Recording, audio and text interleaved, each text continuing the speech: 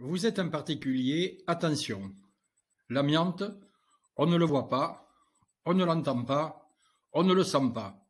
C'est un prédateur sournois responsable de milliers de morts. Parler d'amiante, c'est parler de microns, de fibres, de poussière.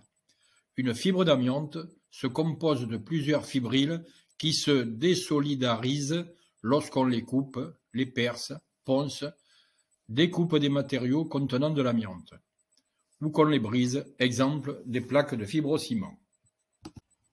Pour les propriétaires et ou les locataires, la règle est simple. Tous les immeubles d'habitation ou les dépendances dont le permis de construire a été délivré avant janvier 1997 sont susceptibles de contenir de l'amiante. De ce fait, un certain nombre de précautions doivent être prises avant d'effectuer des travaux. Les risques sont connus. Des fibroses pulmonaires telles que plaques pleurales ou asbestose, des cancers bronchopulmonaires, mésothéliome, mais aussi des cancers du larynx ou des ovaires, qui peuvent se déclarer plus de 40 années après la fin d'une exposition. Tous les travaux doivent être effectués par des intervenants qualifiés. Dans tous les cas, si vous êtes à l'initiative des travaux, vous êtes responsable pénalement en cas de manquement aux principes de prévention et du choix des intervenants, code de santé publique ou de l'environnement.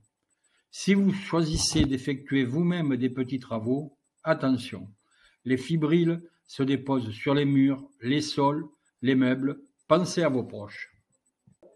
Pour tous les travaux, un couple indissociable, la protection durant les travaux et la gestion des déchets. Celui qui produit des déchets en est le responsable.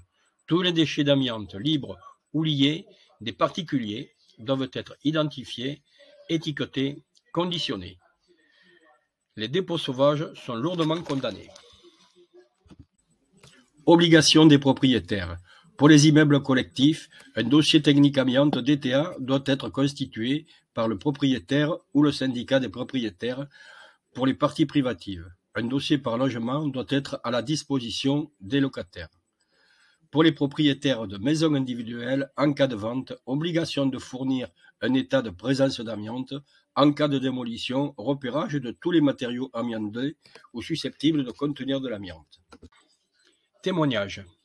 Ce que vous dites est très intéressant, mais quid du manque récurrent de déchetteries de proximité habilitées à recevoir l'amiante, du manque d'informations en direction du particulier, du nombre restreint de municipalités qui proposent une solution à leurs administrés.